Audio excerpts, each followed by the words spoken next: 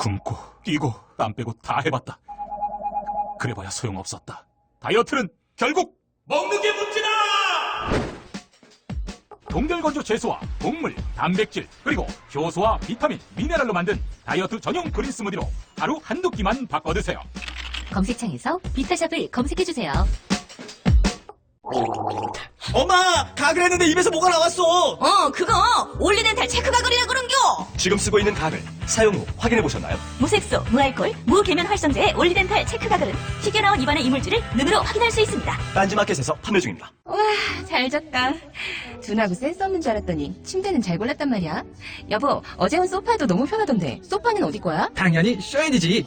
편안함을 파는 사람들 쇼엔 소파도 출시했구나. 그럼 이제 침대도 소파도 당연히 쇼엔이지. 편안한 건 다 파는 거네. 역시 쇼엔이지. 세계 최초 신개념 어린이 매트와 친환경 소파도 곧 출시됩니다. 검색창에 쇼엔이지 또는 조중동부터 진보 언론까지 왜 유독 문재인에게만 가혹한가? 왜곡된 여론전의 숨은 음모는 무엇일까? 조기숙 정치학 박사가 밝히는 왕따 정치의 실체와 7가지 비밀. 악의적 프레임에 맞서는 시민의 힘이 필요할 때 왕따의 정치학. 도서출판 위시다 마우스.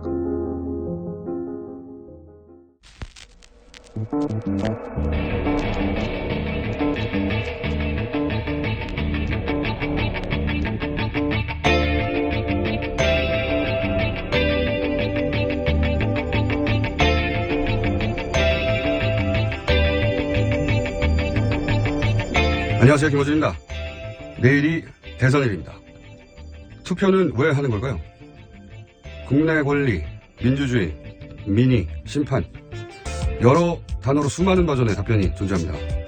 여러분은 왜 투표하십니까? 민주주의, 주권 다 맞는 말이죠. 제 이유는 좀 덜 거창합니다.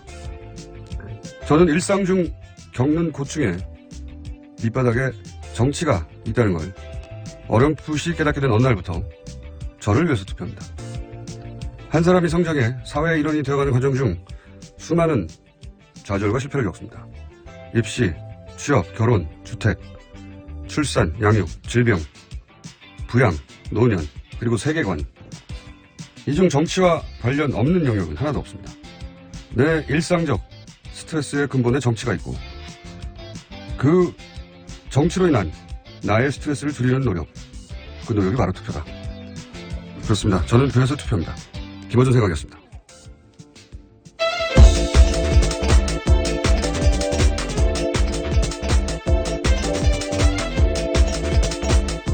시사인의 김은지입니다.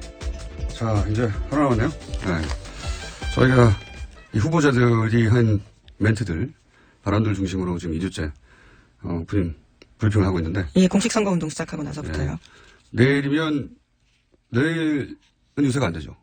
네, 오늘 자정까지입니다. 네, 유세는 안 되지만, 예년과는 다르게, 선거 동료, 예, 이건 가능하다고 하더라고요, 투표 완료까지. 네, 인증샷 같은 경우에도 네. 특정 기표를 의미하는 것도 이번엔 가능합니다. 그러니까요, 엄지도 가능하고, 예. 부리도 가능하고. 예. 예전에는 기호를 의미하는 손가락 안 된다고. 참 웃긴? 네, 그 앞에서 V하고 찍었다가 문제돼서 삭제하고 그랬던 해프닝들이 꽤 참 있었습니다. 웃긴 규정이 많아요. 이 선거 관련한 규정에는 그 과거와 현재의 기술을 따라잡지 못한 과거와 현재가 충돌하는 이상한 규칙들 많은데, 예. 조금씩 바뀌어가고 있는 것 같습니다. 자, 이제 마지막 주말 동안 후보들이 어딜 갖고 어떤 메시지를 냈느냐를 보면 후보들이 판단하는 판세도 드러나죠. 예. 자, 1번 후보부터 짚어보겠습니다. 네, 문재인 후보 어제 광주 찾았습니다. 공식 선거운동 시작되고 세 번째 갔습니다. 선거 유세에는 10,000명이 넘게 모였는데요. 확실한 정권 교체를 위해서 압도적인 지지를 보여달라 이렇게 호소했습니다. 자, 직접 들어보시겠습니다. 전국에 정권 교체의 태풍이 불고 있습니다. 여러분 보고 계시죠? 양강구도 무너진 지 오래됐죠? 확실한 정권 교체 누굽니까? 김대중 대통령님께 보고드립니다. 당신이 못다 이룬 꿈, 동서화합의 꿈, 현실로 다가왔습니다. 저 문재인이 해냈다. 자신있게 보고드립니다. 네. 호남이 그동안 이제 되는 후보에게 표를 몰아주는 이제 전략 투표로 아주 호남 유명하죠. 예. 근데 이번에는 이제 호남을 기반으로 한 국민의당 야권에서 있기 때문에, 전략 투표 표심을 자극할 필요가 있다 이렇게 판단한 거겠죠. 예. 자, 그래서 호남에 가서는 이제 마지막 주말에 호남에 가서 한마디로 압도적으로 표를 몰아달라. 예, 그런 메시지를 1번 후보는 냈습니다. 자, 홍준표 후보, 2번 후보는 어디 갔나요? 네, 홍 후보는 어제 경남 창원 찾았습니다. 이미 골든크로스가 일어났다라고 주장하면서 내일은 친북 좌파를 심판하는 날이다고 강조했습니다. 문재인 후보를 겨냥한 말이고요. 뿐만 아니라 안철수 후보를 겨냥해서도 얼라라고 하면서 비판 수위를 높였습니다. 자, 직접 들어보시겠습니다. 안철수도 지금 그 광주에서만 뛰댕기고 있어요. 그러면 내가 토론해보니까 초등학생 수준이야. 근데 어제는 광주에서 울었다는 소문도 있더라고. 그래서 광주에서 안철수가 막 열심히 표를 반만 묵어주면 나는 무조건 이깁니다. 그리고 영남 사람들은 이제 저한테 확 몰려들면 내가 이제 청와대 가는 겁니다. 네, 이번 후보의 메시지는 언제나 자극적이고 간단해요. 네, 지역주의를 지금 또 건드리고 있죠. 이건 뭐 전통적으로 그래왔던 거고, 그러니까 안철수 후보에게 가 있던 이제 보수 보트피플은 돌아와라 이 메시지고, 예. 문재인 후보와는 캠프의 표현에 따르면 신양강 구도가 이미 형성됐다. 예. 그래서 골든크로스가 이미 이뤄졌다고 주장하고 예, 있습니다. 이미 일어났다고 주장하고 선거 당일은 있습니다. 자신이 예. 당선된다라는 거죠. 왜냐면은 며칠 전부터 7일날 골든크로스가 일어날 것을 예언했었거든요. 예. 선거 전략이 또 당연히 이렇게. 그래서 지지자들을 결집시켜서 예, 막판에 당연한 전략이고요. 예, 일관되게 해왔던 전략을 주말에도 예, 구사했습니다. 자, 3번 후보는 어제 어딜 갔습니까? 네, 안철수 후보는 어제 서울에서 뚜벅이 유세 이어갔습니다. 안 후보는 지난 총선에서 여론조사 틀렸다라는 이야기를 하면서 내일도 모든 여론조사를 뒤집어질 거다라면서 자신하는 말을 했습니다. 네, 직접 들어보시겠습니다. 1번, 2번 택하시면 옛날로 돌아갑니다. 하나도 바뀌지 않습니다. 3번 제가 당선되면 대한민국 정치는 혁명적으로 바뀝니다. 모든 정당들이 모두 다 바뀝니다. 빅뱅이 일어납니다. 정치 대변혁이 일어납니다. 대한민국 국민들이 변화를 선택하실 거라고 믿습니다. 동의하십니까? 네. 여기서도 이제 소위 깜깜이 기간 들어가기 직전에 여론조사 수치상 이제 하락세가 있었기 때문에 불안해하는 3번 후보 지지자들, 안철수 후보 지지자들을 향해서 그런 여론조사에 불안해하지 말라 이런 메시지인 거죠. 네, 과거의 경험을 곁들여서 이야기한 거죠. 네. 실제로 지난 총선 때는 그 직전까지 여론조사 수치상 국민의당이 그렇게 선전할 줄 몰랐죠. 예, 대부분의 여론조사 전문가들도 그렇게 얘기했고. 이 뚜벅이 유세가 상당히 효과적인, 뭐랄까요, 효과적인 유세 전략인데 좀 늦게 시작한 감이 있습니다. 예. 그래서 이제 남은 기간 동안 어떻게 유권자, 자신의 지지층에게 사실은 다시, 대역전극을 펼칠 수 있는 그런 추세에 올라와 있다. 이걸 어필할지. 여론조사가 발표가 안 되니까요. 예. 그게 관건이겠죠, 남아있는. 자, 그리고 4번 후보, 유승민 후보는 어디 갔습니까? 네, 유승민 후보 어제 대구 찾았습니다. 기자회견을 했는데요. 자신이 생각보다 높게 득표할 것이다 라고 강조했습니다. 또 사표라는 단어에 대해서 굉장히 민감해하면서 그 단어 자체에 대해서 비판했습니다. 자, 직접 들어보시겠습니다. 어떤 후보는 이번 대선은 정권 교체가 목표라고 말합니다. 정권은 교체될지 모르지만 여러분께서 진정 꿈꾸고 원하는 세상은 없습니다. 또 어떤 후보는 막말과 욕설로 보수의 얼굴에 먹칠을 하고 있습니다. 차마 더 언급하기도 민망합니다. 며칠 전부터 유승민 태풍이 불고 있습니다. 제 뒤에 서 계신 국민 여러분의 성원으로 기적의 역전 만루운을 쳐내겠습니다. 네. 이제 대구를 찾았군요. 네. 대구를 찾아서 역시 이제 깜깜의 기간 직전까지는 여론조사 수치가 사실은 4위, 5위 정도. 주로 5위를 더 많이 했습니다. 최근 막판 깜깜의 직전까지는. 그런데 이제 그렇지 않다 이제 깜깜의 기간 동안 치고 올라왔다 뭐 이런 얘기죠. 또 바른정당 입장에선 그 사이 변수가 많이 생겼다라고 보일 상황들이 있으니까요. 실제로 사전투표 직전에 큰 변수가 두 개가 있었죠. 대규모 탈당. 근데 대규모 탈당은 전반적으로 여론조사 전문가들도 이제 역풍이 있었다. 그리고 바로 이어서 사전투표 첫날이었던가요? 그 딸 성희롱 사건이 동시에 터지면서 바른정당 입장에서는 큰 호재가 연속으로 두 개. 더군다나 사전투표하기 직전과 사전투표하기 시작하면서부터 그래서 사전투표 최대 수혜자 후보가 되지 않을까 하는 전망들이 있습니다. 네, 유담 씨 같은 경우에는 성희롱이 당당하게 맞서는 모습이 오히려 보기 좋았다라는 평가들이 많았습니다. 피해자가 숨을 게 아니다라는 그렇죠. 거죠. 유승민 후보가 저희 방송에 안 나오셨는데 이제 대선이 끝난 후에 이제 평가할 때 한번 다시 등장할 얘기긴 하겠지만 지금 유승민 후보의 지지층 분석을 보면은 20, 30대의 중도 성향, 안철수 문재인 후보의 연성 지지자들 군에서 많이 이동을 한 걸로 분석이 되거든요. 네. 그러니까 대구가 아니라 서울 지역에서 제가 지속적으로 주장했던 대로 서울 지역에서 유권자들과 만나고 적절하고 호소했다면 양상이 좀 많이 처음부터 바뀌었을 것 같긴 한데. 자, 그래서 한마디로 훨씬 더 높은 득표율을 낼 수 있으니 소신 투표해달라는 얘기죠. 그리고 이번에는 5번 후보 어딜 가셨습니까? 네, 심상정 후보 어제 충청도 찾았습니다. 심 후보도 사표론에 대해서 비판하는 말을 계속해서 했습니다. 또한 1타 3표라는 말을 계속해서 사용하고 있습니다. 네, 최근 깜깜이 기간 직전에 잡은 컨셉이죠. 네, 1타 3표. 자, 직접 들어보시겠습니다. 문재인 후보님 최종 지지율 궁금하십니까? 아니요. 홍준표 2등 되는 거 궁금하십니까? 아니요. 대한민국 민주주의의 대항로를 바꾸는 유일한 기준은 바로 저 심상정이 몇 %를 받느냐 아닙니까 여러분? 정부 심상정이 홍준표를 꺾어야 진정한 정권 교체 아닙니까 여러분? 최근에 계속 밀고 있는 막판에 본인과 문재인 후보 양강구도라고 이제 주장하면서 본인에게 표를 주면 홍준표 후보를 잡고 그리고 문재인 후보를 견인하고 그리고 안철수 후보의 새정치를 대체하겠다. 예. 1타 3. 1표 3타? 네, 1표 3타. 예, 예. 1타 3표라고 1타 3표. 합니다. 한 표 찍으면 3표의 효과를 낸다라는 거죠. 소신 투표하라는 거죠, 한마디로. 예.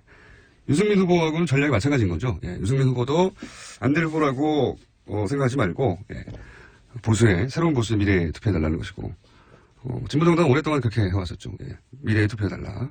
특히 깜깜이 기간 동안 과거 경우 보면 진보정당의 후보가 깜깜이 기간 동안 반토막 나고 그런 경우가 많았었거든요. 예.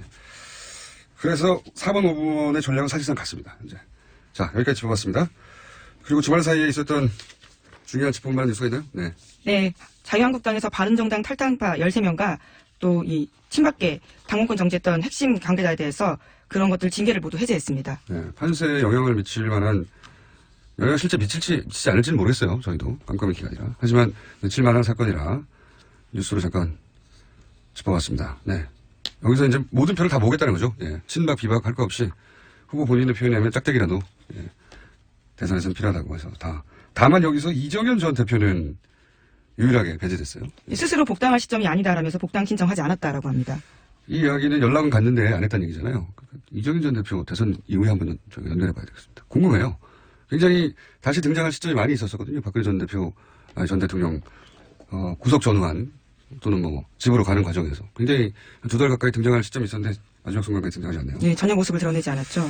자, 그리고 프랑스 대선하고 우리하고 이제 시기가 거의 같아져가지고요. 예. 지금 현재 개표하고 있는 와중입니다. 예. 제가 방송 들어오기 직전 6시 한 40, 50분 정도까지 봤을 때, 한 60몇 % 정도 마크롱 후보가 득표하고 있었고, 소위 이제, 미국에만 러스트벨트가 있는 게 아니라, 트럼프는 소위 러스트벨트, 과거에 잘 나갔다가 직으로 잘 나갔다가, 이제는 이제 노동자들 다 떠나고, 빈도시가 된, 소위 러스트벨트에서 이겨서 결국 대통령이 됐는데, 프랑스에도 있거든요. 예, 북동부 지역에.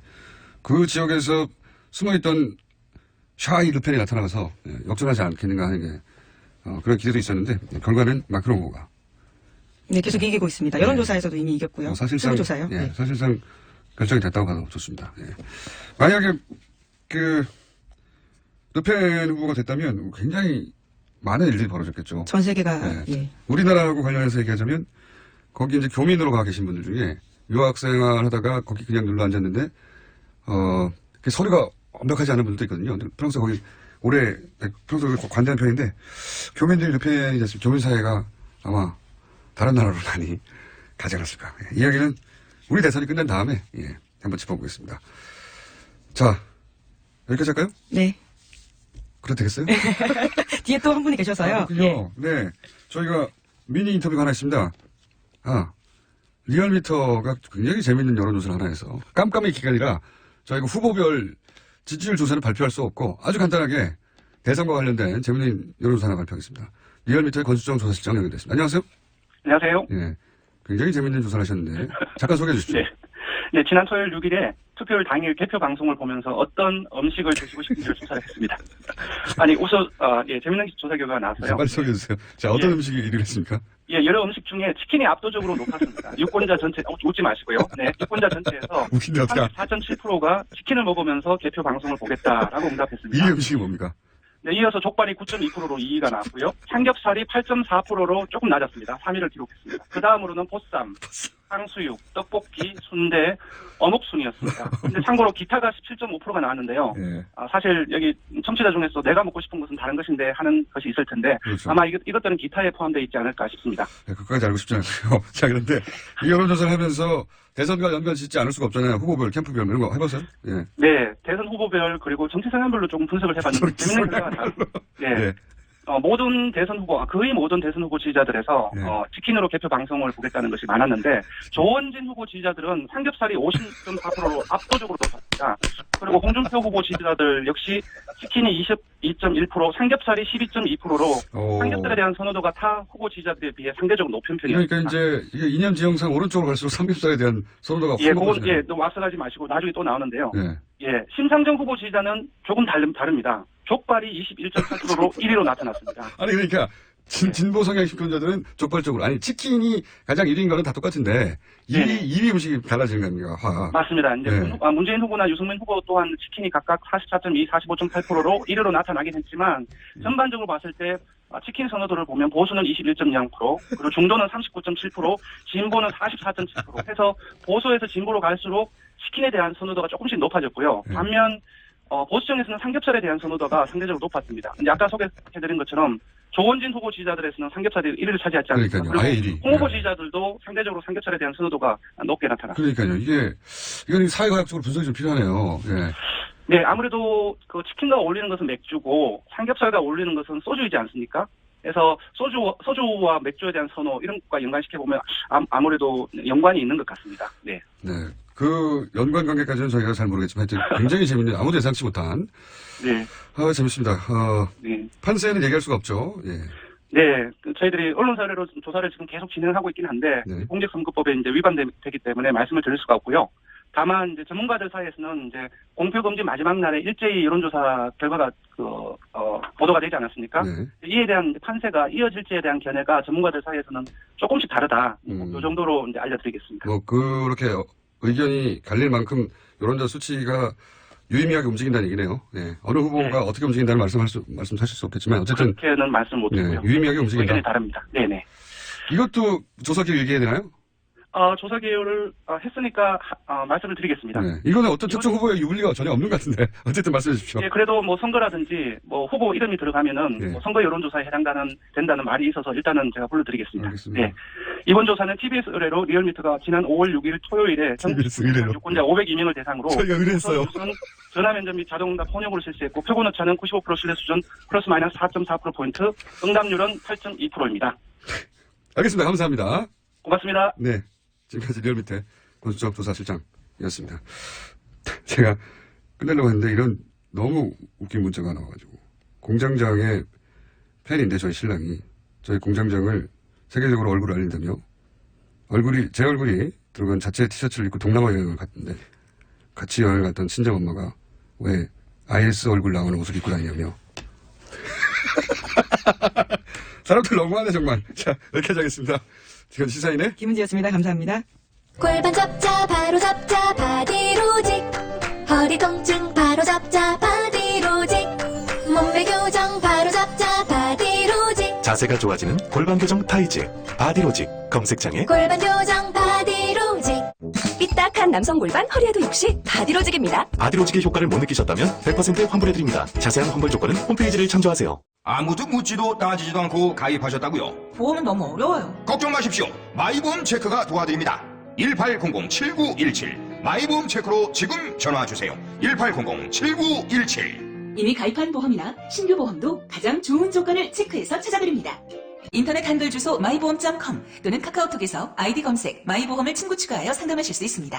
모닝똥? 자긴 사치였죠. 내가 토끼인지 토끼똥이 나인지, 내가 변을 본 것인지 변을 당한 것인지 나는 바나나이고 싶다. 간혹 구렁이이고도 싶다.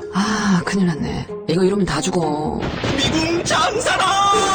빅동의 추억 미궁 장사랑이 찾아드립니다. 혈중 콜레스테롤 개선과 배변 활동에 도움을 주는 건강기능식품입니다. 검색창에 미궁 장사랑.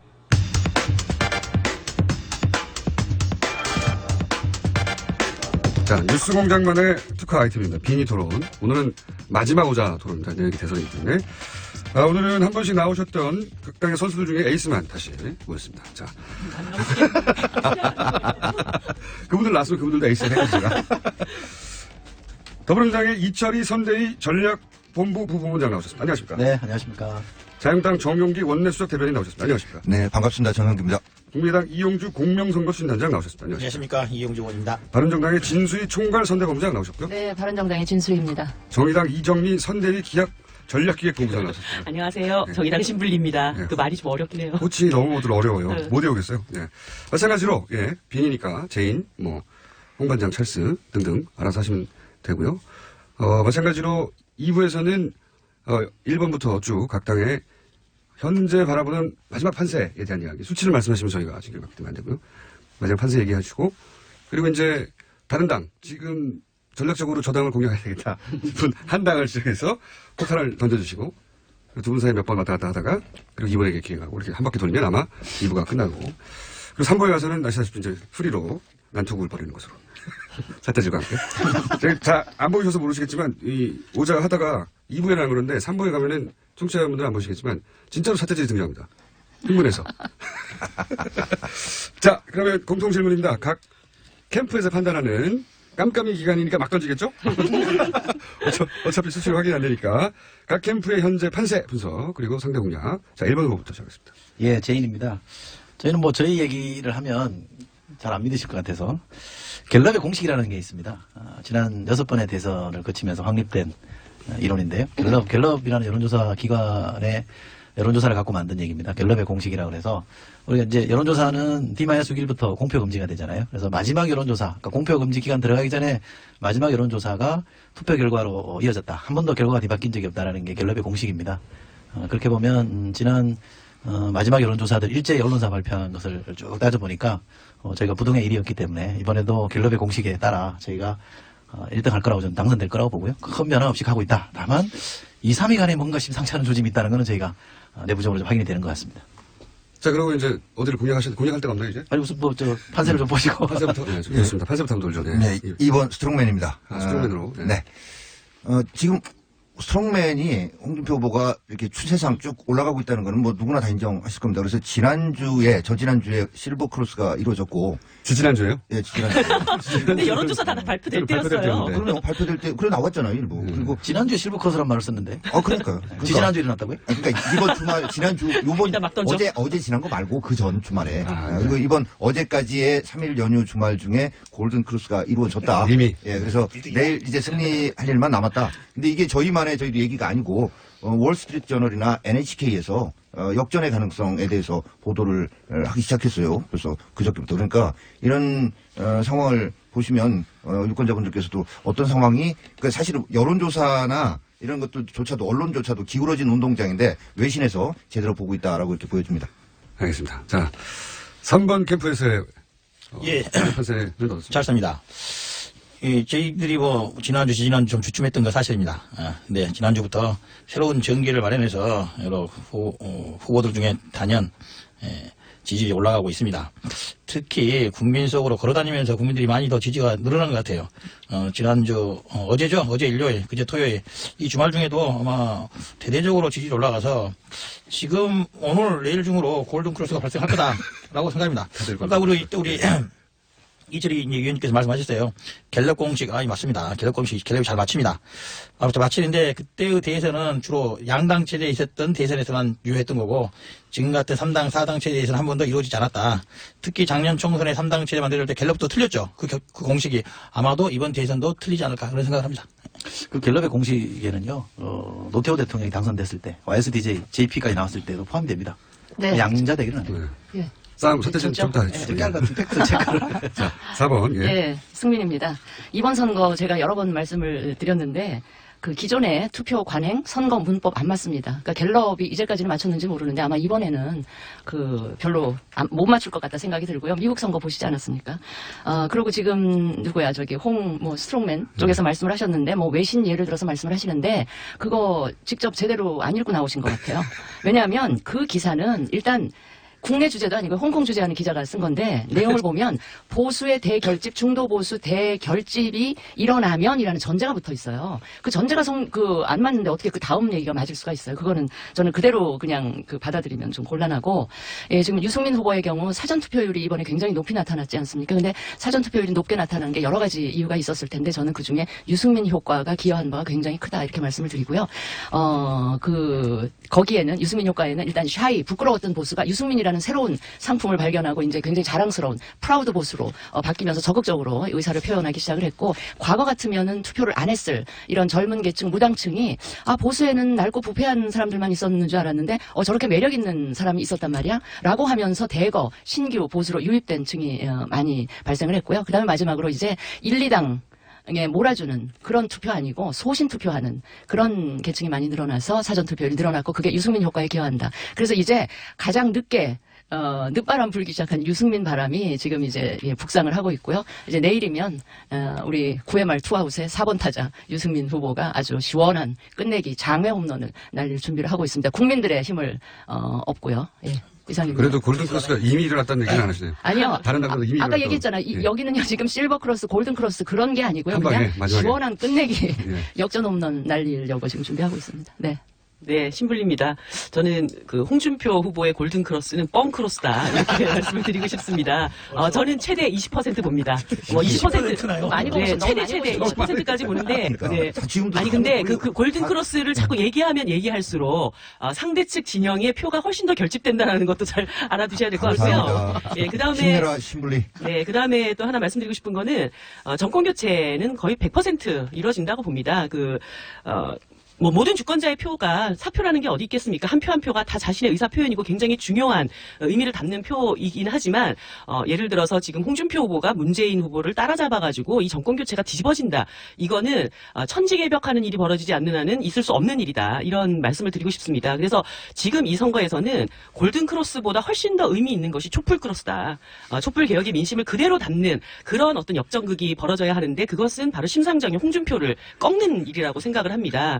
적폐 청산의 마지막 마무리는 정의당 신불리가 스트롱맨을 잡는 그것에 어떤 의미가 있겠고, 또 이번 선거의 가장 큰 이변이라고 하는 마지막 남은 이변은 딱 그거 하나 남은 것이다 이런 생각이 드는데요. 지금 약간 모자랍니다. 조금 더 힘을 주셔야 됩니다. 그래서 정의당 신불리 참 잘하고 있다 이러고 잘하고 있겠지 이렇게 놔두시지 말고 내일 최대한 힘을 모아주시고 차기 정부의 개혁성을 확고하게 밀고 나갈 수 있는 그 힘 신불리에게 던져주십시오. 굳세라 신불리.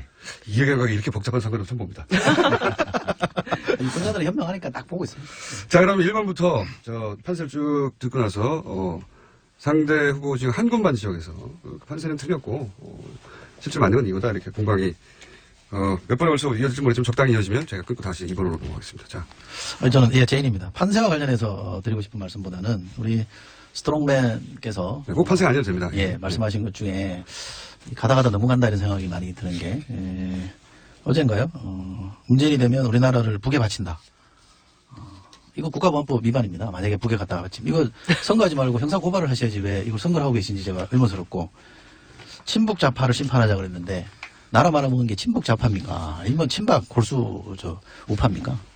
지금 대선이 문재인이 집권하고 있는 대통령도 아니고 민주당이 집권당도 아닌데 이렇게 지금 얘기하는 거는 너무 나갔다 저는 생각해요. 그러니까 이건 기본적으로 대한민국에 대한 기본적인 정치인이라면, 대통령이라면 기본적으로 지켜야 될 선이 있다고 보는데 이 선을 넘어섰다고 저는 생각합니다. 저도 그 말씀에 전적으로 동감합니다.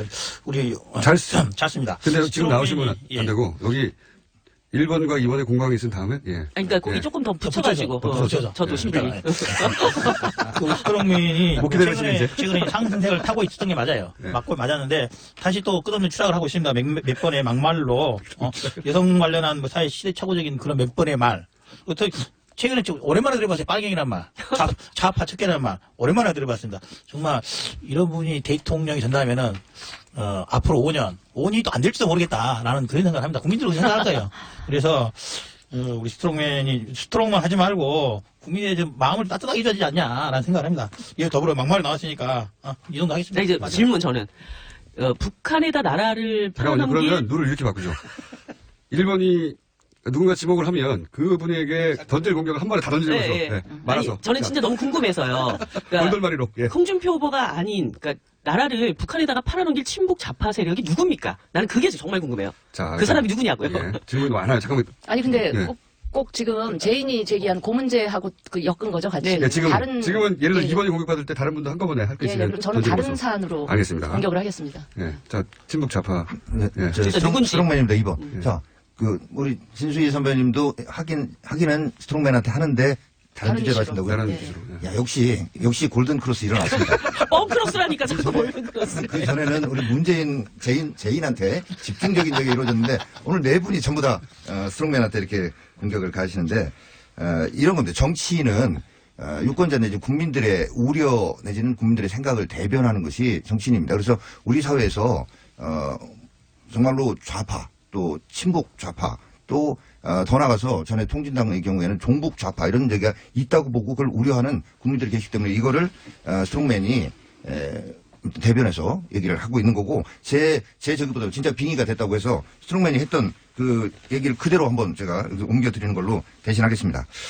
이번 선거에서 자유민주 체제를 지키지 못한다면 김정은 되살리기, 북핵 볼모화, 한미동맹 약화, 미군 철수 쟁점화, 전쟁 위험 고조, 외국 자본 철수 등 경제 파탄 우려, 강성노조 전횡, 전교조 합법화, 반체제 인사 석방 등 소리 없는 북한화가 급속도로 진행될 것입니다. 아이고야, 자, 당선되면 북한 김정은한테 먼저 가겠다는 문재인 후보, 북한에 물어보고 결정하겠다는 문재인 후보, 북한을 추적이라고 당당하게 말하지 못하는 문재인 후보, 정권을 교체하겠다는 것이 아니라 나라를 교체하겠다는 것입니다. 이 나라 자유 대한민국을 북한에 갖다 바치겠다는 제가 것입니다. 질문을 알아드릴게요. 다시. 예.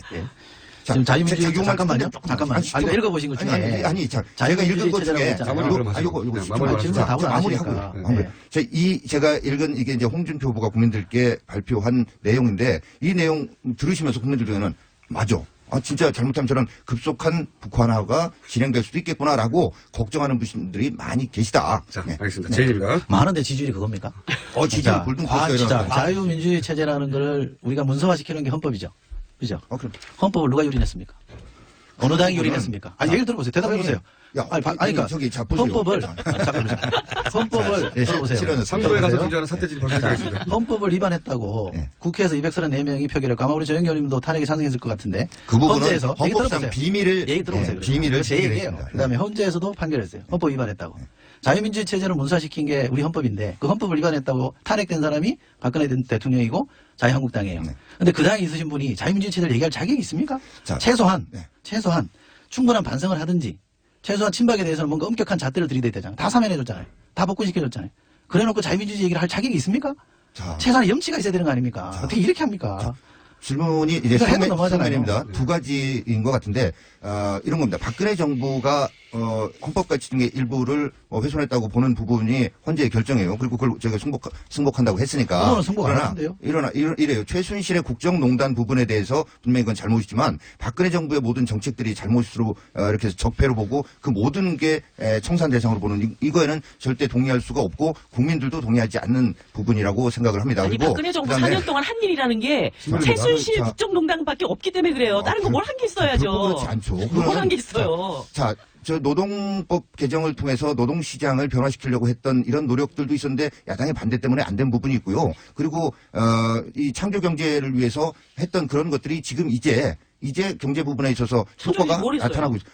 뭐라든 청년들의 창업을 지원하고 대기업과 그 부분 얘기하자면 청년 실업에 시달리는 청년들이 그 얘기 들으면 먼저 정말 질문에 대해 답을 드릴게요. 자, 친박 문제에 대해서 두 번째 질문이신데 친박 부분에 대해서 분명히 징계를 했고 저희가 나름 반성도 현실적으로 그것도 법치주의 내에서의 반성과 징계 아니겠어요? 당원 당규라는 그 절차를 존중하면서 해야지 인민재판하는 식으로 민중혁명하는 식으로 뭐 이렇게 할 수는 없는 거예요. 그래서 징계를 했는데 반성은 언제 했는지. 했는데 지금 이런 거예요. 지금 다시 복권시키는 문제는 홍준표 후보의 뜻도 있지만 저희 당을 지지하는 우파들이 힘을 합쳐라. 그리고 전부 다 하나가 돼야지 이렇게 갈라진 상태로 정권을 넘겨주면 안 된다라는 유권자 내지는 지지자들의 뜻을 받아들여서 저희가 그렇게 한 부분입니다. 그런데 그 부분에 대해서는 당내에서도 100% 생각이 같은 건 아니에요. 그러나 그런 지지자들의 뜻을 받아들입니다. 두 분의 후보는 여기까지 하고 나머지 후보분들 이거 마지막 해야 되는데. 그건 기억했다가 3부에서 이어주시고 자 2번 후보 공격 들어가 주시죠. 자 저희 이제 그 제인한테 제가 질문을 드리겠습니다.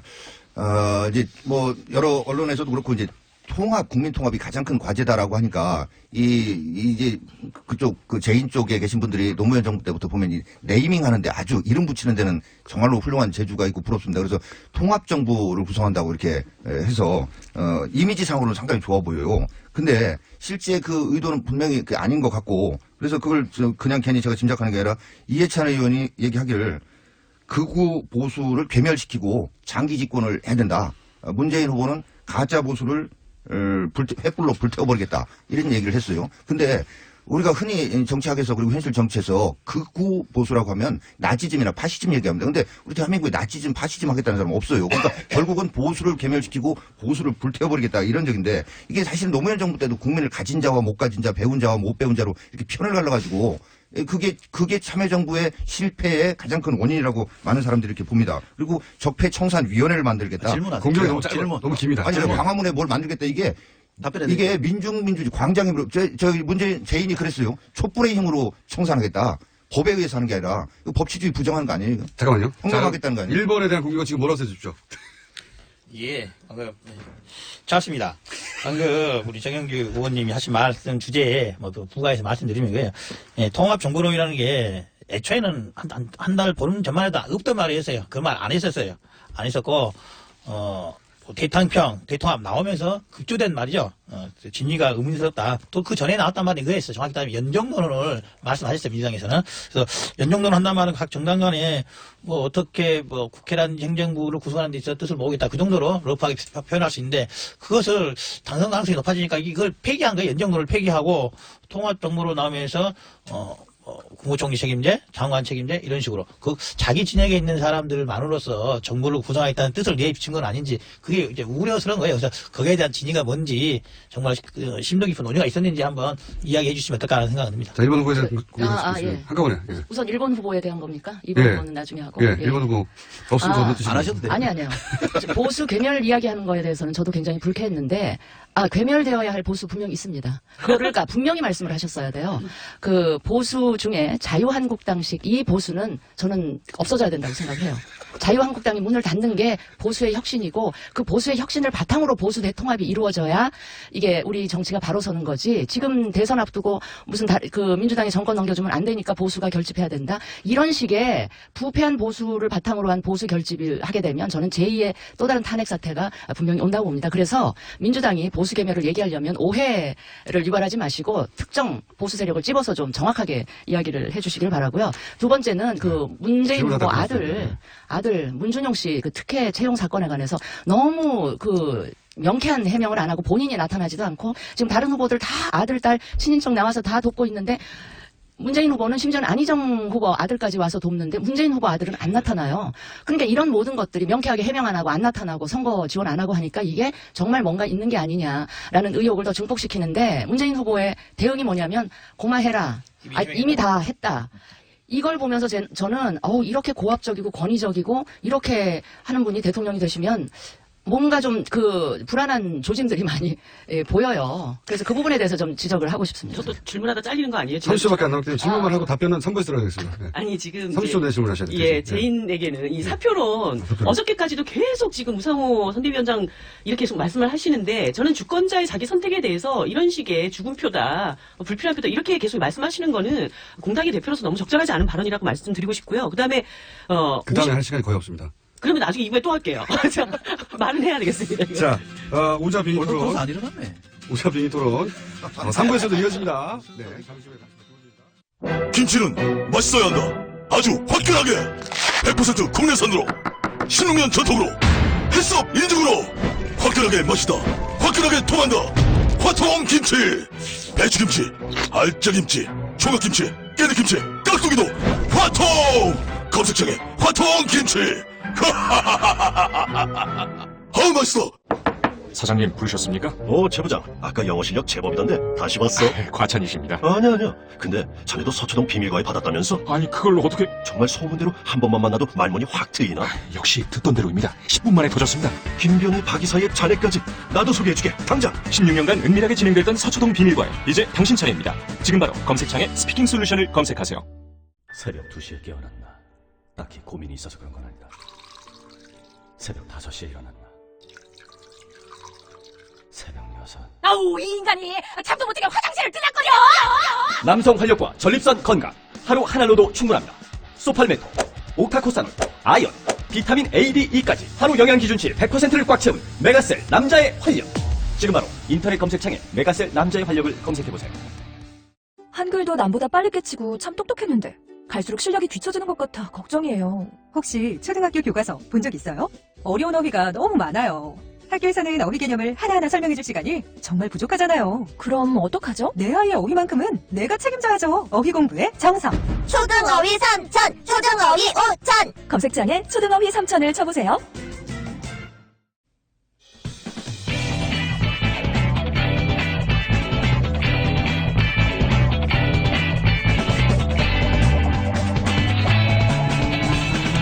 김어준의 뉴스공장.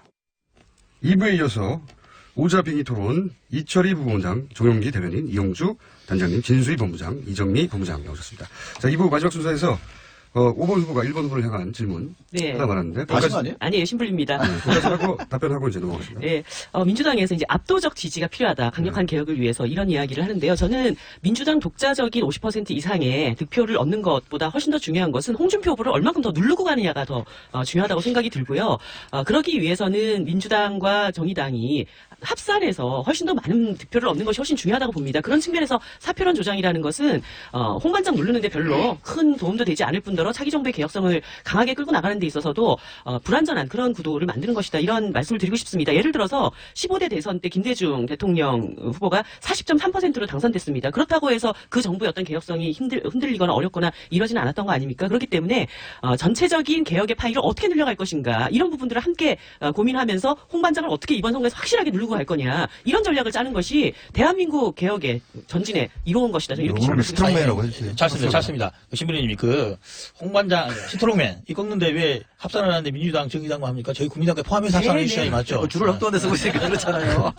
자, 그거는 제가 다음에 질문 드릴게요. 예, 제인입니다. 다 하나씩 답변 드리면 좋겠는데, 우선 우리 스트롱맨의 질문. 보수개별. 보수개별. 이거는 제가 볼 때는 악의적인 왜곡입니다. 극우 보수의 괴멸을 얘기했잖아요. 아니, 우리 보수 세력이 입에 달고 사는 게 친박, 좌파, 청산화, 척결 아닙니까? 그죠? 극자 세력 척결해야 된다는 얘기 다 하잖아요. 극자 세력은 척결해야 되고 극우 세력은 괴멸시키면 안 됩니까? 전 당연히 괴멸시켜야 된다고 봅니다. 탄핵에 이렇게까지 나를 이렇게 말아먹었던 세력에 대해서 그런 용어를 못 쓴다? 그건 아니죠. 극우 세력, 극우 보수와 보수는 다른 겁니다. 그리고 극우는요, 지금 말씀하신 대한민국 극우 없다 그러면 걱정 안 하셔도 됩니다. 괴멸시킬 대상이 없어지는 거니까 지뢰 발이 저려서 마치 우리를 겨냥한 것처럼 생각하시는데, 자유한국당이 스스로 극우가 아니라고 생각하면 전혀 신경 쓸 일 없는 거라고 보고요. 장기 집권 얘기했는데, 장기 집권은 그 당의 트레이드 마크잖아요. 우리는 선거를 통해서 집권하기 때문에 합법적으로 선거를 통해서 집권해서 20년 집권하든 30년 집권하든 그게 왜 문제입니까? 그건 전혀 문제될 게 없죠. 스웨덴 복지국가도요, 45년인가 장기 집권을 통해서 이루어졌습니다. 왜 문제시하지 않느냐? 합법적인 선거를 통해서 선출됐기 때문에 시비 끌어도 안 되는 거예요. 우리가 다 선거를 통해서 그렇게 집권해보겠다는 건데, 그런 얘기도 못할 거면 이게 무슨 어목한 유신시대 달인데 왜 그런 말 자체가 논란이 되는지 이해를 할 수가 없는 거고요. 편가르신다고 얘기하는데, 편가르는 거는 박근혜 정부의 전면 특화 아닙니까? 세월호 얘기하면 세월호 진상규명하자는 쪽을 적으로 규정하고, 메르스 얘기하면 메르스 갖고 뭔가 좀 대응이 부실하다 그러면 또 적으로 대응하고, 한일 위안부 협상이 잘못됐다 그러면 그것도 적으로 규정하고, 반대 세력 입구를 적이고 종북이고 이렇게 규정한 게 누굽니까? 그렇게 해서 이 지경이 됐는데, 또다시 이번 대선을 치르면서 생각이 다른 사람들을 적으로 규정한다는 건 있을 수 없는 얘기죠. 그리고 그런 게 먹힌다고 생각하는 거. 특히 이제 많은 사람들이 동의한다 이렇게 생각하시는데, 우리가 냉정하게 지지율은 저는 보는 게 맞다고 생각합니다. 탄핵에 80% 찬성하고 20% 반대하시는 분들이 있다는 걸 저는 존중합니다. 그러나 그 20%가 탄핵까지 갈 산이 아니라고 본 거지, 박근혜 정부가 잘했다고 보지는 않는 겁니다. 잘못했다는 여론은 거의 전 100%라고 봐요. 이걸 혼동하시면 안 된다고 저는 생각합니다. 아들 문제. 보수개별. 그리고 아들 문제는 지금 이제 국민의당에서 자꾸 문제 제기를 하는데요. 정확하게 실명을 가지고 팩트를 가지고 지적을 해야 되는데, 내일 모레 선거인데 아직까지 이런 거에 매달려 가지고 뭔가 판을 뒤집을 수 있다고 생각하는 건 정말 착각이고요. 어지간히 하는 게 저는 맞다고 생각합니다. 그리고 용납이 안 되면 두고두고 어차피 정당이라는 게 계속 되는 거 아닙니까? 문재인 후보가 대통령 된다고 해서 금방 없어질 문제도 아니라고 한다면, 그렇게 조곤조곤 팩트를 가지고 문제 제기하면 전 되리라고 생각하는데, 아무 실체도 없는 인터뷰 하나 들고 와서 이거 가지고 뭐라고 얘기하면, 저는 자기 실명을 걸고 그거 아니라고 얘기하는 사람들이 나왔잖아요. 그럼 사실관계는 너무 분명해진 거 아닌가요? 사표론에 대해서는 저는 좀 아쉬움이 있긴 합니다만, 제가 좀 하소연드리고 싶은 건 이럽니다. 사표론이라는 말은 좀 정의당으로서는 굉장히 좀 섭섭하고 억울해 하실 것 같은데, 자유한국당 하는 거 보면 저는 심정적으로 좀 또 이해되는 측면도 있습니다. 이게 뭐 마치 나라가 친북 좌파가 집권해서 장기 집권해서 나라를 말아먹은 것처럼 지금 상황을 오도하고 있잖아요. 그러면 저희가 이번 대선에서 과반 이상 득표해서 압도적으로 탄핵이 오른 것이었고 새로운 대한민국으로 가야 되는 게 국민 여론이라는 걸 보여주면 저희가 50% 이상 득표하고 또 심상정 후보가 또 지금보다 더 득표를 하면 훨씬 덩치가 늘어나는 거기 때문에 저희가 그런 얘기를 한다. 심정적으로 그럴 수밖에 사표라는 없다. 것은 좋은 언어가 아니기 알겠습니다. 때문에 앞으로 예. 민주당에서 그런 말씀 안 쓰셨으면 좋겠어요. 알겠습니다. 그래서 그래서 계속 싸울까요? 하나만 아니면 다음 덧붙이면 순서로 협조를 해요. 일단 1번 변호를 하고요. 예. 부정한 것에서 한 번씩 더 날려주시고 그리고 3번 후보 받는 것으로. 네. 이제 스트롱맨입니다.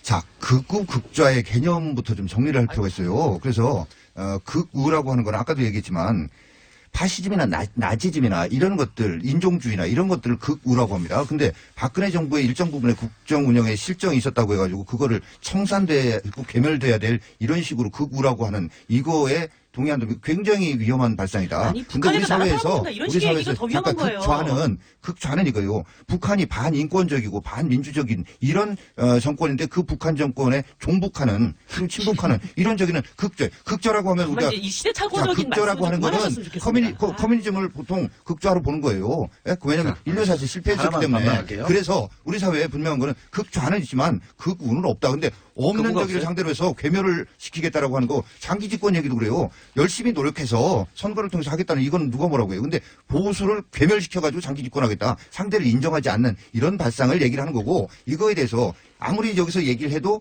그 재인을 지지하는 지지층은 뭐 철옹성 같아요. 우리 사회 지금 그렇게 돼 있어서 그건 뭐 얘기할 사실은 필요도 없는데 진행에 협조하는 차원에서 얘기했다. 이렇게만 말씀드립니다. 사실은요. 극우가 없다고 말씀하셨는데 극우가 있죠. 우선 스스로를 스트롱맨이라고 하는 분이 저는 극우라고 봅니다. 스트롱맨이라는 게 제가 딕테이터라고 그랬잖아요.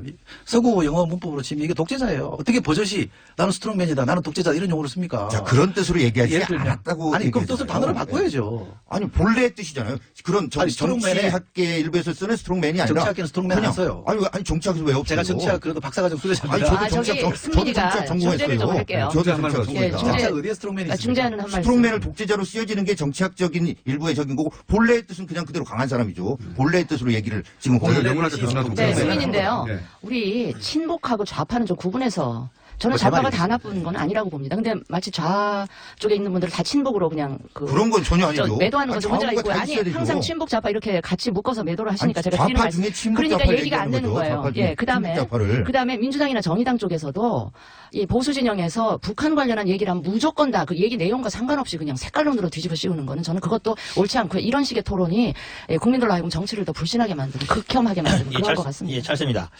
예, 저는 이제 극우 보수 개멸론 자체에 대해서는 뭐 그 뜻이 우리나라에도 극우 보수 세력이 있다. 그 부분들은 이제 지금까지 정치 행태 그리고 박근혜 정부에서 공가에 대해서 책임져야 한다. 그 정도의 취지라면 받아들일 수 있다고 봐요. 근데 이제 그 말을 용어를 괴멸이라는 말을 쓰는 그 자체에 대해서는 저는 적절한 말은 아니다. 어떻게 보면은 극우 보수조차도 대한민국 헌법하에서 정당을 꾸리거나 정치 세력으로 뭐 살아갈 수 있는 자유가 보장된 게 아닌가. 그래서 극우 보수라 하더라도 괴멸의 대상은 아니지 않겠나 하는 게 헌법 정신 아닌가라는 생각을 해봅니다.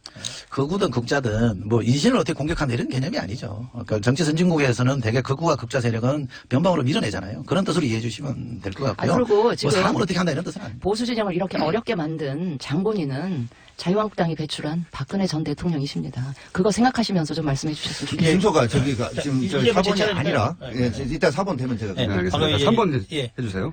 3번이 한 후보를 지목해서 만약에. 아니, 어차피 좀 전에 이제 우리. 1번입니까? 3번도 역시? 예. 나왔던. 공격이 집중되는 거 보니까 골드 플러스를 좀 몰았어요. 전에 답변을 하셔서, 아까 문준용 이야기 답변을 하셔서 거기에 대해서 이제 언급을 먼저 하겠다는 거죠. 예. 방금 이제 우리 이철희 의원님께 말씀하셨어요. 이미 해명했다고. 근데 이미 해명했다고 아무도 믿지 않아요. 문재인 의원님께서 방송에 나와서도 물어보면 그 이미 해명된 거 아니냐? 그렇게 생각해라고 하는데, 뭐, 물론 주장하는 저희들이나, 받아들이는 민주당이 다르겠지만 국민들은 아직은 다수는 이게 좀 뭔가 좀 이상하다. 뭔가 좀 명쾌하지 않다. 클리어하지 않다라고 하고 있는 거예요. 특히 문준용 씨 문제에 대해서는 아까 우리 신부님께서 말씀하셨어요. 다른 사람들 말씀하셨어요. 자, 다른 사람들은 다른 사람의 아들까지 나와서 돕는데 왜 안 돕냐. 뭐냐. 문준용 씨 사건에 대해서는 본인이 나와서 말을 하면 되는 거예요. 본인이. 제3자 필요 없이 문준용 씨 와서 사실 전후관계 이렇게 된 겁니다. 그리고 문재인 후보도 이번에 나왔던 것처럼 아들이 어쨌든 아들의 입으로 아버지가 원소리라고 했으면 말이 나왔다 한다면은 없으면은 문재인 후보가 직접 내 그런 적 없다가 딱 말씀해버리면 되는 거예요. 안 하고 있잖아요. 안 하고 있기 때문에 국민들이 말 못할 무슨 사정이 있나 보다라고 의문을 갖는 거예요. 그걸 해결해 주십사는 게 국민의당이 그 의혹 그리고 증언까지 냈던 진짜 도심인 겁니다. 자, 아들 문제 한 번 더 해주시고, 아들 문제 여기까지만 하죠. 다른 이슈가 많으니까. 또 다른 거 하셔도 될 것 같은데 저는 왜 나와서 돕지 않느냐 그거 뭐 캥기는 게 그러지 않냐는 얘기는 제가 볼 때는 좀 쓸데기 없습니다. 왜냐하면 성인이잖아요, 아들도. 그럼 자기 선택이죠. 제가 듣기로 문조정이라는 친구는 아버지는 아버지 인생이고 나는 내 인생이 있다고 하는 사람이에요. 그러면 얼마든지 이 아버지 선거는 잘 됐으면 좋겠다고 마음으로 성원하고 본인은 안 나타날 수 있는 거죠. 그것 때문에 뭐 이게 다시 의혹이 사실 아니냐 이렇게 추론하는 거는 좀 억지 같다는 생각이 들고요. 아들이 예를 들면 제가 이용정원한테 예고를 묻고 아들이 나와서 아닙니다. 그럼 믿으실 겁니까? 나오면 나오는 대로 또 할 거 아닙니까? 우리가 박원순 시장 아들에 대해서 문제 제기했던 분들이 어떻게 했는지 알잖아요. 그러니까 아무리 정치판이 선거를 눈앞에 있긴 합니다만 아들에 대해서 문제가 있는 게 지금 국민의당이 제기하고 있는 의혹이라는 것도 익명을 통해서 그렇다더라는 카드라 통신 아닙니까? 팩트가 없잖아요. 근데 그거 가지고 자꾸 대답하는 쪽에다가 책임을 물으면 어떡합니까? 막말해서 언론의 평가, 오늘 제가 여기 오다가 라디오 들었는데 어떤 라디오의 기자가 그러더만 결정적인 팩트 제시도 하지 않고 공세를 피우고 있다고 얘기합니다. 그럼 뭐 내놓으세요. 그러고 나면 우리 해명할 거 아닙니까? 아니, 통상적인, 잘 습니다. 통상적인 이런 공방이 있어서 관련자가 본인의 육성으로 녹음을 해서 언론사에 제공을 동의한 거 이상으로 한 적이 있나요? 꼭 자기 다 실명 밝혀서 했나요? 우리는 우리 쪽에 문준영 씨가 그렇지 않다고 얘기하는 사람들은 자기 실명으로 다 하고 있습니다. 같이 유학 갔던 사람이고 같이 살았던 사람이에요. 그러면 자기 실명으로 아니라고 하는 사람과 익명으로 그렇다고 하는 사람 중에 누구 말을 믿을까요? 자, 답변을 했던 사람과 문제를 제기했던 사람 같은 기준으로 했었나요? 예전에도? 전혀 다른 문제죠.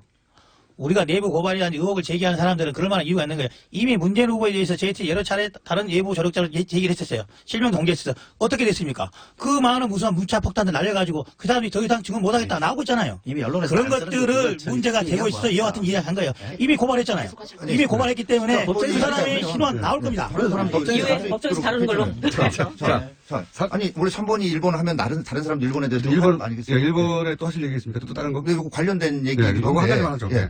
왜냐면 아들 문제 한 가지 이슈 너무 길게 근데 가서. 이제 뭐 같은 맥락, 아들 문제도 그렇고 이번에 SBS의 세월호 뭐 이용 관련한 의혹 보도도 그렇고 이런 거.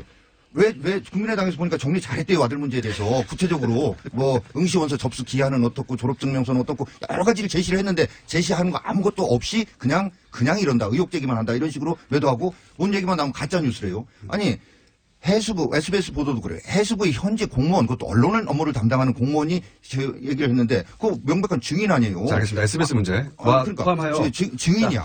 그러면 아니, 그 고영태 그가 이건이 너무 많이 그러니까 오늘 시간 쓰셨어요. 자유한국당이. 아니, 그 고영태 그거 때문에 여기까지 이렇게 돼서 이렇게 왔는데, 그거보다 더 어떻게 보면 객관적인 신뢰성 있는 현직 공무원이 하는 얘기도 가짜 뉴스라면 나중에 이런 분들이 찍고 나면 자기들끼리 열광하고. 자, 이거는 발언 시간을 먹어 있어요. 조정해주세요. 자, 답변 드릴게요. 그 현직 공무원의 한 말을 왜 안 믿냐 이렇게 말씀하시는데 그 공무원이 인터넷에 떠도는 얘기 갖고 했다고 얘기를 했잖아요. 그 다음에 지금 해수부 장관이 누구죠? 누가 임명했죠? 부처 이기주의 때문에 들어보세요. 아니, 해수부 7급 공무원은 부처 이기주의에서 자유롭. 임명해도 얘기 들어보세요. 배신하는 사람 많아요. 7급 공무원은 얘기 들어보세요. 7급 공무원은 정의의 사도고 박근혜 대통령이 임명한 장관은 부처 이기주의의 포로입니까? 조사해보자 이거. 조사 다 했잖아요. 그리고 본인이 이미 얘기했잖아요. 해수부 조사가 아니라 국회 차원 얘기 들어보세요. 그러니까 본인이 인터넷에서 돌아다니는 얘기를 갖고 했다고 이미 다 얘기했잖아요. 왜 그건 안 믿으세요? 자, 국회 차원 왜 앞에 말만 조사해보자 믿으세요? 이거예요. 그거 안에 어떤 압력이 가해졌는데 SBS가 공중파가 5분 30초간 사과하는 거 이거 봤어요? 대한민국에서 다 그런 거 한 번도 못 봤어. 그만큼 잘못했으니까 얼마나 그러겠죠. 대단한 압력이 가해졌으면 그랬는가 하는 시각도 있잖아요. 저희는요. 저희가 집권하면 8시 뉴스 없애겠다는 식의 그렇게 협박 안 합니다. 그게 언론 탄압이죠. 그게 줄 세우는 겁니다. 그게 옛날 방식이에요. 저희는 그렇게 안 하니까 걱정하지 마시고요. 그러면은 법 있는 절차에 그대로. 따라서 하겠다는 겁니다. 그게 어떻게 법입니까? 법 어디에 뉴스 없애라는 법이 어디 있어요? 법 절차에 없으면 못하는 거죠. 아이고, 못하는 얘기를 왜 합니까? 법 절차에 따라서 하겠다는 대선 후보가 막 찌르는 거예요? 적어도 촛불의 힘으로 하겠다. 횃불로 불태우겠다고. 이거 SBS 거는 여기까지 하셔야 될 것 같습니다. 참고로 수록면은 독재자의 뜻이 있는 걸로 잘 알아요. 차력서라고. 차력사의 뜻이 있습니다. 수민인데요. 자, 예, 저기 이번 당 스트롱맨은 이제 발언 안 하셔도 될 것 같아요. 발언 총량제를 넘긴 거. 그런 것 같습니다. 저 좀 얘기해도 되죠? 네네네. 예. 저는 그 스트롱맨에게 질문 아닙니다. 왜 질문해봤자 뭐 뻔한 답변 내지 뻔뻔한 답변을 하실 거기 때문에. 하실 때문에 제가 그냥 좀 지적을 몇 가지 좀 하려고 해요. 예.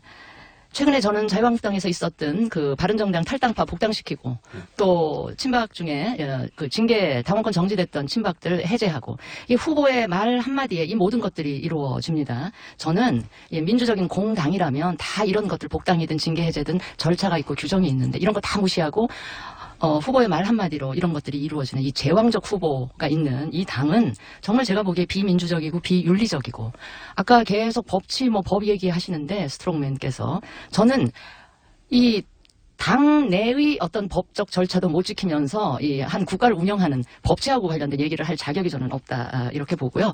저는 이런 식의 복당이나 무원칙하고 명분 없는 복당이나 징계 해제 이런 것들이 우리 국민들로 하여금 정치를 혐오하게 만들고 불신하게 만드는 진짜 안 좋은 없어져야 될 이 구태 정치의 전형이라고 보고요. 이걸 얘기하면서 보수 대통합 결집 이야기하는데 이거는 아무 명분 없는 그냥 야합이고 뒷거래일 뿐입니다. 저는 이걸 보면서 이 친박에 엎혀져서 대선은 뭐 당선 가능성 저는 전혀 없다고 보기 때문에 이 홍준표 후보는 대선 이후에 이 친박들하고 자기 사람 심어가지고 당권 투쟁하기 위한 작업을 지금 하고 있는 게 아닌가 하는 의심이 들 정도고요. 정말 우리 국민 여러분들 이번에 그 투표하는 과정에서 정말 좀 잘 생각을 하셔야 할 것이 정말 대한민국이 부끄러워할 후보 이런 분 선택하시면 안 됩니다. 무능한 후보 선택하는 것도 문제지만 진짜 자격이나 자질에 심각한 문제가 있는 후보 선택하시면 또다시 후회하는 그런 결과가 올 것이다라는 말씀을 질문이 아니라 주장으로 끝내시는 예, 저는 지적한다고 말씀드렸습니다. 저 얘기만 들어가는데 그러면 짧게 하겠습니다, 진짜로. 그럼 15초, 15초 반응하셨습니까? 제가 시간 재고 당원 있을게요. 당규에 정해진 절차에 의해서 후보가 당무 우선권을 발동한 거다. 다 동의하느냐를 떠나서요. 그 다음에 자유한국당 괴멸 이런 극단적인 표현을 아까도 쓰셨는데 참으로 유감스러운데 바른정당에 계신 분들이 저렇게 공격을 해도 보수 우파 쪽에 먹히지 않는 이유는 다 누렸던 분들입니다. 저는 MB 때도 못 누렸고 저 같은 사람은 뭐 박근혜 정부 때도 공천 안 주려고 날려고 못 누렸던 사람이 오히려 당을 지키고 있고 다 누렸던 사람들이 나가서 혼자 자기들만 깨끗한 척하는 이것 때문에 안 먹히는 거예요. 사법원이 주도권 있으니까 한 번 더 답변하셔도 돼요. 여기에 대해서는. 그렇습니까? 아니 뭘 누렸다고 말씀을 하시는지 모르겠는데 국민들이 아십니다. 어느 국민들이요? 일부 태극기 집회 나오시는 그런 분들이요? 바른정당에 지금 잘 나가시는 분들의 경력만 한번 훑어봐도 뭘 누렸는지 다 알 수 있죠. 뭐. 자, 이제 그만하시죠. 자, 5번이요. 예, 5번까지 하면 시간이 거의 끝날 것 같아요. 예. 그러면. 자. 아니, 저는 이번 대선에 정말 아무 말 대잔치에 뭐 최고봉을 찍었다고나 해야 될까? 이게 이제 북한에 나라 갖다 바친다. 이 말이었다고 생각을 하는데 제가 이 말을 들으면서 정말 기가 막히고 너무 어이가 없었어요. 최순실한테 나라 갖다 바친 사람들이 지금 누가 누구한테 뭘 갖다 바친다는 이런 말을 하는지 잘 모르겠고 제가 그 4월 20일 날 한 토론회에서 그 자유한국당 김진 고문님께 이런 질문을 했습니다. 자유한국당은 결국 새누리당이고 친박정당 아니냐 이렇게 질문을 했더니 그분께서 친박들 징계했기 때문에 완전히 다른 정당이다 이렇게 얘기를 하신 거예요. 그런데 이번에 보니까 이제 친박, 진박 뭐 다 불러들이고 봉인해제 시킨 거 아닙니까? 이런 상태에서는 자유한국당은 결국 새누리당이다 이렇게 불러도 되지 않을까 이런 생각이 들었다는 말씀 드리고요. 그리고 찰스에게 좀 질문을 드리고 싶습니다. 하나는 아니 답변 듣고 싶잖아요. 하시지 마세요. 그럼 얘기를 하지 말든가. 아니 이건 제 주장입니다. 예, 찰스 질문 드리면은 저는 가끔씩 찰스가 이 차기 정부에 대한 구상을 밝힐 때마다 도대체 이분이 가고자 하는 어떤 그 방향이 무엇인지 종잡을 수가 없습니다. 제가 몇 차례 계속 확인해 보고 있는 것은 연정 대상에 자유한국당의 일부 실력 있고 능력 있는 분들이 있다. 이분들도 포함시키겠다. 이 말씀을 계속 하시는데 그러다가 갑자기 또 어느 날은 유승민 심상정하고 같이 하겠다 또 이 얘기를 하시고 가만히 들어보면 결론적으로는 문재인만 아니면 되는 자팡정부 이런 것을 지금 구상을 하고 계신 거 아니냐. 이런 상태에서 사실 다음 정부의 국민들이 바라는 것은 확고한 촛불 민심을 수렴하는 개혁정부의 어떤 방향을 끌고 갈 수 있는 그런 정부의 상이라고 보는데 시간 관계상 3번 후보 공격 받다가 끝나는 타임입니다. 지금 거의. 자, 네, 아무튼 답변해 그 주시고. 자팡정부 구상 아니냐 이것에 대해서 어떻게 말씀드릴게요. 자팡정부라는 표현은 적절치 않고요. 이런 거죠. 많은 개혁 과제가 있습니다. 하기 위해서는 5분의 3 만들어야 됩니다. 5분의 3 만들지 못하면은 어떠한 정부가 들어서도 할 수 없습니다. 5분의 3을 만들기 위해서 때로는 민주당도, 때로는 국민당, 때로는 정의당도, 바른정당도 하겠다는 그런 취지죠. 자유한국당에 대해서는 탄핵에 찬성했던, 반대했던 사람 안 하겠다는 거예요. 찬성했던 사람은? 찬성했던 사람 중에 일부 우리가 가고자 하는 통합정부 이념에 동의한다 하면 할 수 있다고는 저는 보는 거예요. 저 개인적인 생각. 그래서 자탕정부라는 말에는 모든 정파를 아울러서 개혁적인 정책을 완수하기 위해서 하는 것이다. 만약에 자탕정부를 포기하고 만약에 그런 광합을 받아들여 포기한다 한다면은 2분의 1만으로 할 수 있는 것은 아무것도 없다. 즉 개혁을 이루기 위해서는 현행 법에 있는 헌법에 있는 5분의 3을 맞추자라는 것으로 해석해 주시면 좋겠다는 생각이에요. 질문하는 시간입니까? 2번 후보한테 하나 정도 질문하세요. 3번 후보. 네, 제인입니다. 3번 후보 받는 시간입니다. 최근에 뚜벅이 뭐 요새 제가 이번에 광주도 가보고요. 포항도 가보고 구미도 가봤는데 반응이 괜찮더라고요. 진작에 저렇게 했으면 좋았을 텐데라고 하시고들 하던데 근데 모범 국민수로 들어갔는데 메시지는 여전히 옛날 거더만요. 계속 뭐 반문 패권주의 외치고 나라 분열된다고 외치는데 얘기 들어보면 결국 이 자동차 운전에 비유하면 후진 기어놓고 앞으로 가겠다는 거 아닙니까? 공식적으로 들어가서 메시지도 달라져야 되잖아요. 원래 제 질문 시간인데 맞아 그 아까 연정 관련해서 얘기하신 부분 연정이라는 거는 사람 하나하나를 빼앗가지고 구성하는 거 아닙니다. 아, 맞습니다. 정치 세력과 정치 세력 간의 공동의 이해와 목표를 가지고 만드는 게 연정이에요. 그렇습니다. 그러면 자유한국당은 그 자유한국당의 정체성이 있는 것입니다. 그 안에 개별적인 인사와 연정하는 거 아니에요. 그 점에 대해서 어떻게 생각하세요? 맞습니다. 저희는 자유한국당의 이념을 받아들여서 하겠다는 건 전혀 아니에요. 자유한국당이 구성되고 있는 몇몇 사람들 중에서 그래도 불가능한 얘기라니까요. 그런 방식은? 자유한국당도 버라이티 하잖아요. 금방 이 당에 있다가 금방 저 당 갔다 다시 또 오기도 하고. 그러니까 지금이라도 걷어들이세요. 그래서 그런 부분이라고 생각해 주시고 예를 들면 또 자유한국당에 있다가 또 나오면 또 생각이 달라질 수 있지 않겠습니까? 그런 부분이고. 예, 아까 뚜벅이 유세 맞습니다. 몸은 국민 속으로 있는데 말은 이전이 아니냐. 그러니까 후진기어로 그거는 뭐 적절치 않은 표현이고 때로는 후진기어로 조종은 길 갈 수 있다고 봐요. 명확한 거 이거예요. 뒤로 돌아도 진짜 수 있어. 명확한 건 이거예요. 명확한 거예요. 인정하시는 거죠? 명확한 이거예요. 친문 패권 세력에 대한 주장 후진기 아닙니다. 정기화 놓고 가고 있는 거예요. 친문 패권 세력이 집권에서는 옳지 않다. 이거는 후진기가 아니고 정기화 제대로 놓고 가고 있는 거다. 지금 3당 예제만 어떻게 4당, 5당으로 밟아야 될지 모른다는 것을 분명히 말하고 있는 거예요. 자, 여기서 끝마쳐야 될 것 같습니다. 이제 각 당에서 이제 여러 번 하셔서 다 아시잖아요. 네. 마지막 시간이니까 짧게 해주세요. 한 20초 정도씩. 내일 투표하시는 분들을 위한 메시지 주십시오. 예, 제인입니다. 저는 홍준표 후보처럼요, 본인이 막 불지르고 다니면서 불조심하자 이렇게 외치는 그런 행태를 보이는 후보는 안 된다고 저는 생각합니다. 또박또박 자기 얘기하고 어떻게 새로운 대한민국을 건설할지 준비된 후보를 뽑아야 된다고 생각하고요. 그래야 우리가 탄핵을 완성하고 새로운 대한민국으로 갈 수 있다. 그 선택을 문재인 후보에게 해달라 이런 말씀을 꼭 드리고 싶습니다. 스트롱맨의 얘기를 대신 전해드리겠습니다. 일당 800원 받던 임시직 야간 경비원의 아들이 고리사치에 머리채를 끌려다니던 까막눈 어머니 아들이 대통령이 될 수 있다는 것을 국민 여러분이 한번 보여주십시오.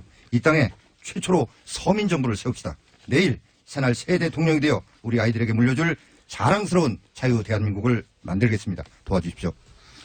예, 잘 습니다. 예, 이제는 대한민국 미래를 준비해야 됩니다. 정치 분야에서 대통합이 필요합니다. 예, 국민 편가르게 하는 친문 세력 그리고 홍준표의 자유한국당 더 이상 대한민국을 맡길 수 없습니다. 저희 다른 나라에서 많이 있습니다. 미국, 프랑스 새로운 시대가 필요하기 위해서는 젊은 사람에게 젊은 생각, 더 나은 사람, 미래를 가진 지도자에게 국가를 맡겼습니다. 이번에는 3번 안철수 후보에게 대한민국을 맡겨주시기 바랍니다. 네. 초유의 탄핵 사태로 인해서 정권 교체 열망이 강한 거 잘 알고 있습니다. 맞습니다. 바꿔야 합니다. 그러나 무조건 바꾸는 것만이 능사는 아닙니다. 누구로 어떤 사람으로 바꾸는 거가 중요하고 제대로 바꾸는 게 중요합니다. 박근혜가 싫어 문재인 찍고 문재인이 싫어 안철수 찍고 안철수 싫어서 홍준표 찍는 이런 식의 선택은 또다시 후회할 대통령을 뽑는 것이고요.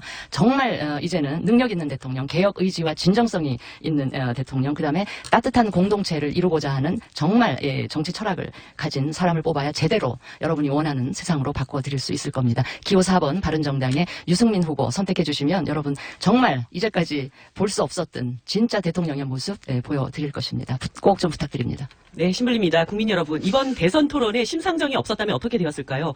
성소수자들의 인권은 반대에 갇혀 있었겠죠. 농민들은 아무도 언급하지 않은 국민 아닌 국민이 되었을 것입니다.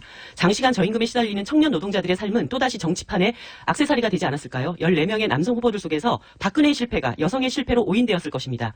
심상정에게 투표한다는 것은 바로 그런 것입니다. 이 사회가, 우리 정치가 외면했던 서럽고 외롭고 억울한 사람들의 비명 같은 투표입니다. 심상정에게 투표해야 우리의 소리가 더 커질 수 있습니다. 심상정은 여러분을 위로하며 껴안아드렸습니다. 이제 심상정을 안아주십시오. 여러분의 투표로 정치가 여러분들을 더 많이 껴안고 보호할 수 있게 해주십시오. 감사합니다. 찬준설인데 거의? 일주일 후 월요일날 오자토를 한번 더 할까요? 결과를 들고? 그렇게 하시는 걸로. 그렇게 하시는 걸로 약속을. 결과 봐서. 지금까지 이철희, 정용기, 이용주, 진수희, 이정미 5분 감사합니다. 오자토 마치겠습니다. 감사합니다. 수고하셨습니다. 또 떨어졌어. 너 또 입사시험 봤어? 아니, 차량용 핸드폰 거치대 말이야. 여러 개 사봤는데 실패의 연속이야. 떨어지고 시야 가리고 운전석에서도 멀고 뭐 좋은 거 없을까? 싼 것만 찾으니까 그렇지. 제대로 된 거 하나 사서 편리하게 쓰는 게 더 낫지. 그런 게 있어? 그럼 있지. 1, 2, 3 할 때 2. 힘 세다 할 때 힘. 2 힘. 2 힘? 2배로 힘이 세다는 건가? 네이버 검색창에 2 힘을 검색해보세요. 제가 생각하는 이상적인 사회는 모두가 먹는 것, 입는 것 이런 걱정 좀 안 하고 더럽고 아이고 꼬라지 좀 안 보고 그래서 하루하루가 좀 신명나게 이어지는 그런 세상이라고 생각합니다. 사람 사는 세상을 위해 정치를 시작한 노무현. 그는 우리 곁에 없지만 그의 꿈은 영원합니다. 노무현 재단은 사람 사는 세상을 위하여 노무현의 가치와 철학을 전합니다. 노무현 재단의 후원회원이 되어주세요. 1688-0523.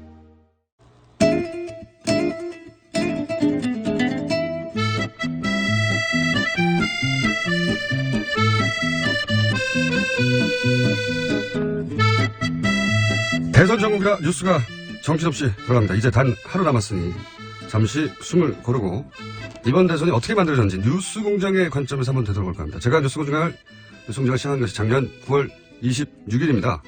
공교롭게도 최순실 게이트가 막 열리는 시점이었는데요. 그때부터 오늘까지 뉴스공장의 시선으로 되짚어보겠습니다. 박근혜 대통령의 최측근인 최순실 씨가 개입한 의혹이 불거진 K스포츠재단과 미르재단에 대한 추가 의혹이 나왔습니다. 어떤 내용입니까? 오늘 한겨레 보도를 보면 미르재단이 사무실을 2년 전부터 임대해서 사용하고 있다는 것이 드러난 건데요.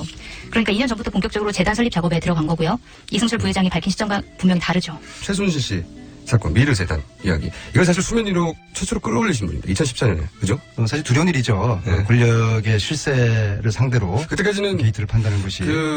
최순실이라는 이름이 언론에 이렇게 등장하지 않았었거든요. 당시에 이 최순실 씨의 이제 딸 문제도 제 나름대로 열심히 진상을 규명을 했죠. 처음으로 문제 제기하신 분 맞습니다. 수면 위로 끌어올린 당사자죠. 그때는 두렵고 외로웠죠.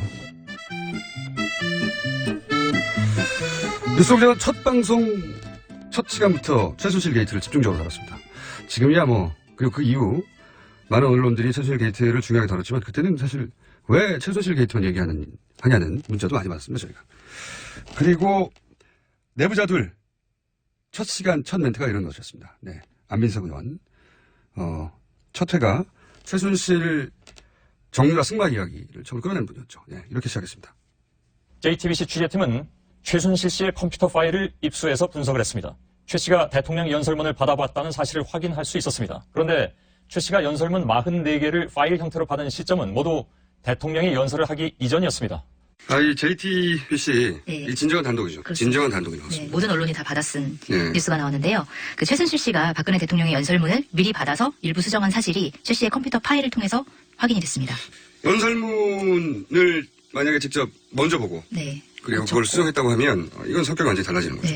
최순실 씨는 지난 대선 때 주로 연설이나 홍보 등의 분야에서 개인적인 의견이나 소감을 전달해주는 역할을 하였습니다. 청와대의 보좌 체계가 완비된 이후에는 그만두었습니다. 필요하다면 저 역시 검찰의 조사에 성실하게 임할 각오이며 특별검사에 의한 수사까지도 수용하겠습니다. 여러분, 청와대까지 그리고 온 국토가 들썩이게 여러분의 함성 소리 듣도록 지난 주말에 이제 광화문에서 그 박근혜 대통령의 하야 그리고 퇴진을 요구하는 대규모 집회가 있었습니다. 처음에는 이렇게까지 하야를 해야 되는 것인가라는 생각을 사실 했었었는데 더 이상 저분은 대한민국을 이끌어가기에는 많이 부족하신 분이 아닌가라는 생각이 들었어요. 대통령님께서 먼저 결단을 해야 되지 않을까 생각했고 오랜 인연을 갖고 있었던 최순실 씨로부터 도움을 받게 되었고 왕래하게 되었습니다.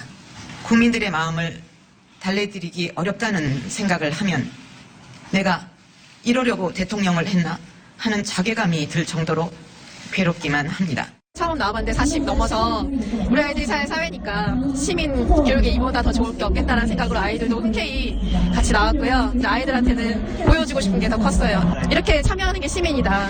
단 한순간도 저의 사익을 추구하지 않았고 작은 사심도 품지 않고 살아왔습니다. 제발 저희와의 연을 이제 그만 끊어주십시오. 이것은 사적인 일이 아니라 공적인 일이며 당신이 우리를 위해서 할 수 있는 오직 유일한 한 가지 일입니다. JTBC 태블릿 보도 최순실 게이트 전체를 통틀어서 가장 임팩트가 큰 보도였고 박근혜 전 대통령 입장에서만 보자면 전체를 통틀어 가장 잘못 대응한 것이 이 보도에 이은 1차 담화였죠. 1차 담화를 제가 그래서 정치적 자살이라고까지 표현했었는데 그 이후 단 한 번도 만회하지 못하고 파면까지 갔습니다. 큰일 났네. 큰일 났네. 큰일 났어. 문화예술도 사실 교육문화수석의 소관인데 민정수석 그게 적혀 있습니다만은 뭐 블랙리스트니 뭐 짜파를 어떻게 해라 전 그런 얘기 한 적이 없습니다. 지금도 블랙리스트가 없다고 생각하냐는 거예요. 직원들이 특검에 가서 지금도 블랙리스트가 없다고 생각하냐고 물어봤습니다. 의원님 저는 그렇게 생각하지 않습니다. 블랙리스트가 있는 건 맞죠? 의원님 블랙리스트가 있는 건 맞죠? 존재하는 건 맞죠? 제가 그 부분에 관해서 지난번 12월 조인 선생님 다시 묻겠습니다. 블랙리스트가 존재하는 게 맞습니까? 안 맞습니까? 예술인들의 지원을 배제하는 명단은 있었던 것으로 판단이 되고 있습니다. 드디어 오늘이 탄핵 디데이지 않습니까? 이 박근혜 대통령 탄핵 소추안 통과의 키를 쥐고 있는 새누리당에서 최소 33명의 찬성표가 확보되었다는 기사가 있습니다. 투표 결과를 말씀드리겠습니다.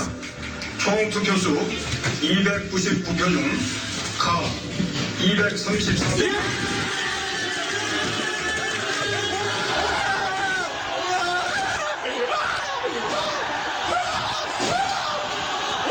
방금 들으신 것은 탄핵 순간을 TV로 지켜보던 한 고등학교 교실에서 터져나온 학생들의 함성입니다.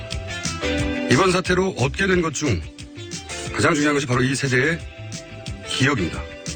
스스로 정치적 시비를 따지고 부당하다고 판단되면 그 대상이 대통령일지라도 스스로 방정으로 나와 주장하고 행동해서 마침내 권력을 이기는 집단 기억. 이 기억은 훗날 이들 세대가 대한민국을 운영하는 기본 원리가 될 겁니다.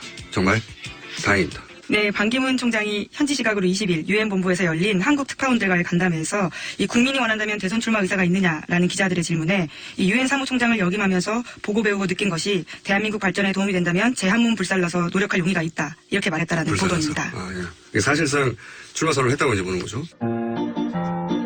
승천한 백마님께 주인이 되어 지명상의 정리를 받아 존경하는 국민 여러분, 이러한 상황에 비추어 저는 제가 주도하여 정치교체를 이루고 국가통합을 이루려 했던 순수한 뜻을 접겠다는 결정을 했습니다. 거목이거라 당군의 자손 반기문.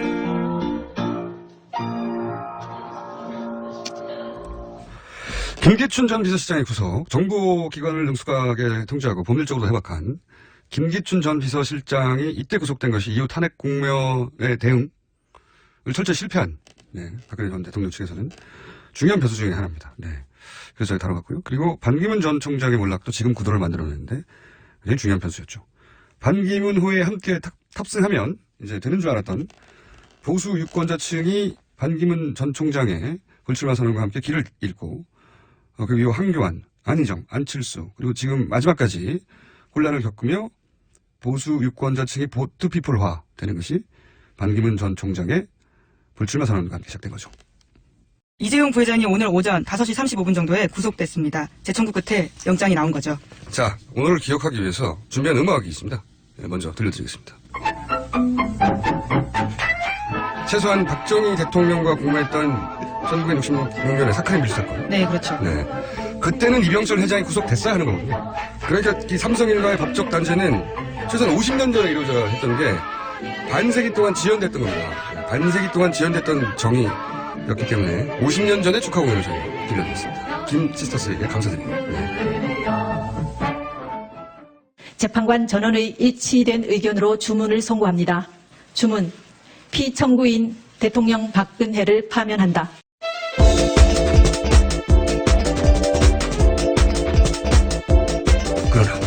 그런데 할 때마다 여러분들이 가슴이 철렁철렁 하셨을 텐데 알고도 들어도 걱정되더라고요. 네, 그렇게 심장이 무리가는 분들을 위해서 저희가 오늘 노래를 하나 준비했습니다. 노래를 듣고 방송을 이어가기로.